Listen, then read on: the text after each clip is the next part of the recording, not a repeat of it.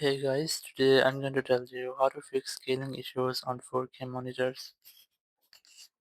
If you're using 4K monitors and you're facing scaling issues, let's see some possible fixes for this. So the very first thing, you just have to press the window button, and here just randomly search for, let's see, I'm going to search for Chrome here. Just right click on it, then click on open file location. So it will open in shortcuts folder, and here you just have to right click on it again, then click on properties, and here just click on compatibility, and then select change high DPI settings. Now here select high DPI scaling override, then click application, then select system enhanced. Click OK, click OK again. Now it might fix your issue. Or if it's still not fixed your issue, so you have a second step.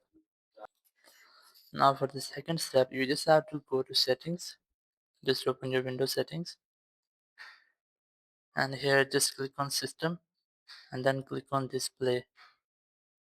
Now here you will see the scale option. You just have to select the recommended scale from here, or if it's still not working for you, so you can select anything else from here, or you can also select custom scale in this section. So once you have set it a custom scale, your issue will be fixed and you will not get the issue again.